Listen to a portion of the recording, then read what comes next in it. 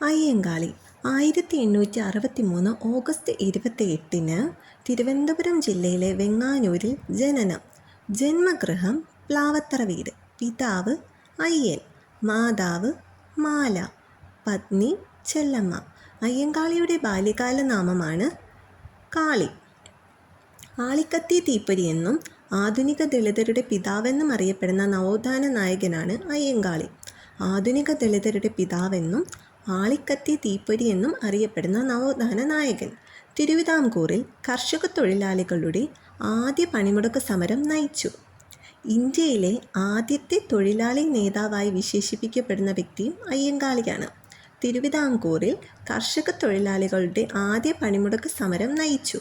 ഇന്ത്യയിലെ ആദ്യ തൊഴിലാളി നേതാവായി വിശേഷിപ്പിക്കപ്പെടുന്ന വ്യക്തിയുമാണ് അയ്യങ്കാളി. ചാലിയത്തെരുവ് ലഹളയുടെ സൂത്രധാരൻ. 1898 നടന്ന ചാലിയത്തെരുവ് ലഹളയുടെ സൂത്രധാരൻ.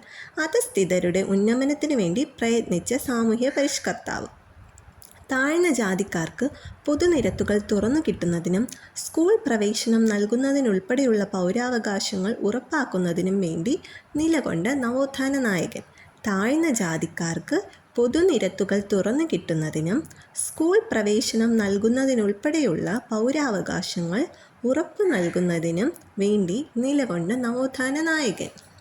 സാമൂഹിക അസമത്വങ്ങൾ പരിഹരിക്കാനും അധസ്ഥിതരുടെ സാമൂഹ്യ നില മെച്ചപ്പെടുത്തുന്നതിനുമുള്ള ഒരു മൂലധനമാണ് വിദ്യാഭ്യാസമെന്ന് തിരിച്ചറിഞ്ഞ നവോത്ഥാന നായകൻ.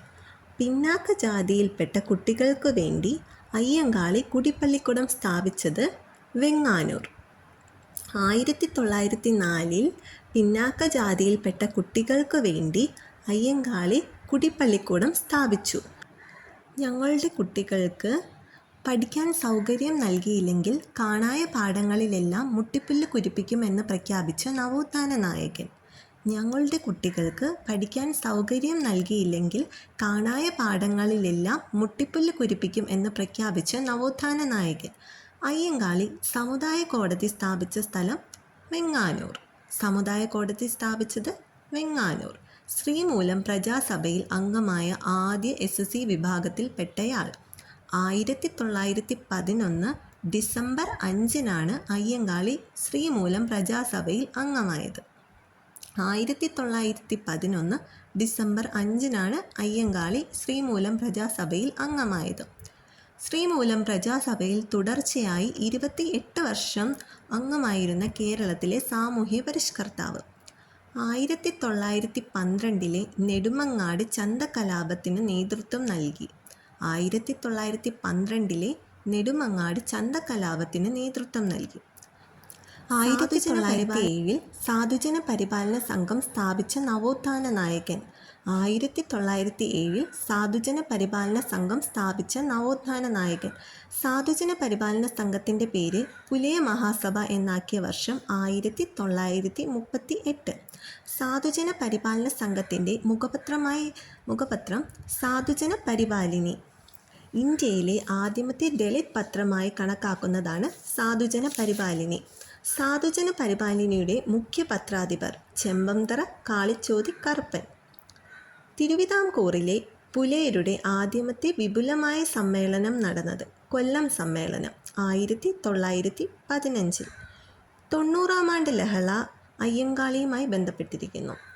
തിരുവനന്തപുരം ഊരൂട്ടമ്പലം ഗ്രാമത്തിൽ അയ്യങ്കാളി പഞ്ചമി എന്ന ദളിത് പെൺകുട്ടിയെ സ്കൂളിൽ ചേർക്കാൻ കൊണ്ടുവന്നപ്പോൾ സവർണ ജാതിക്കാർ സ്കൂൾ തീയിട്ട് നശിപ്പിച്ചതിനെ തുടർന്നുണ്ടായ പ്രക്ഷോഭമാണ് 90-ാം ആണ്ട് ലഹള.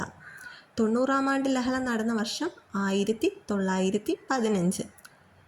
പുലയ ലഹള എന്നും ഊരൂട്ടമ്പലം ലഹള എന്നും 1915 നടന്ന 90-ാം ആണ്ട് ലഹള അറിയപ്പെടുന്നു. പിന്നാക്ക ജാതിയിൽപ്പെട്ടവർക്ക് വസ്ത്ര ആഭരണധാരണത്തിനായി സംഘടിപ്പിച്ച കല്ലുമാല പ്രക്ഷോഭത്തിൻ്റെ നേതാവ്.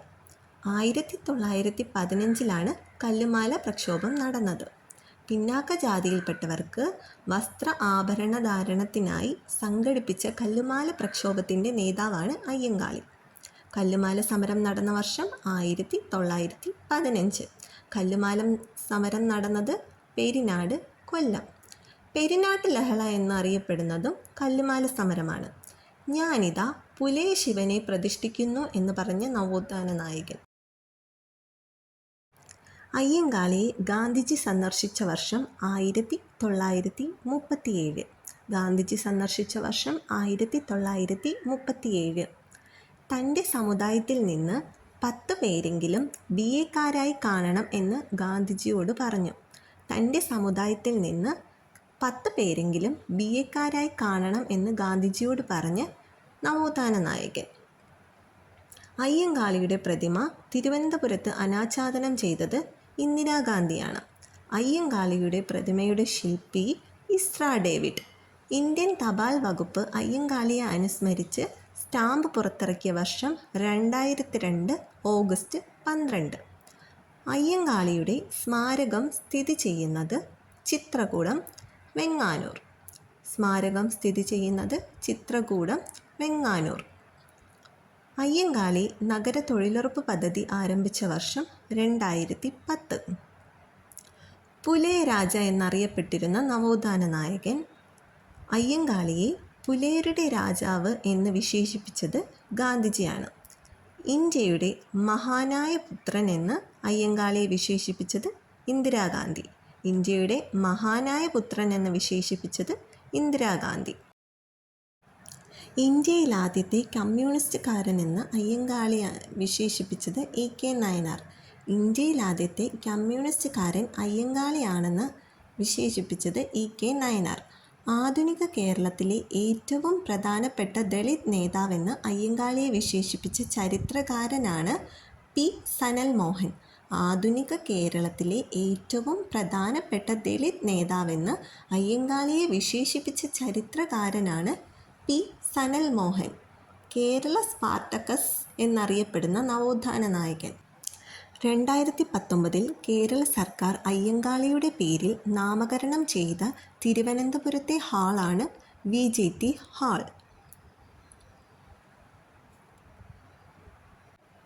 അയ്യങ്കാളിയുടെ ജീവിതത്തെ ആസ്പദമാക്കി നിർമ്മിക്കുന്ന ചലച്ചിത്രമാണ് കതിരവൻ. അയ്യങ്കാളിയുടെ ജീവിതത്തെ ആസ്പദമാക്കി നിർമ്മിക്കുന്ന ചലച്ചിത്രമാണ് കതിരവൻ. സംവിധാനം ചെയ്യുന്നത് അരുൺ രാജ്. അയ്യങ്കാളിയായി വേഷമിടുന്നത് മമ്മൂട്ടി. അയ്യങ്കാളി മരിച്ച വർഷം 1941 ജൂൺ 18. അദ്ദേഹം മരിച്ചത് 1941 ജൂൺ 18.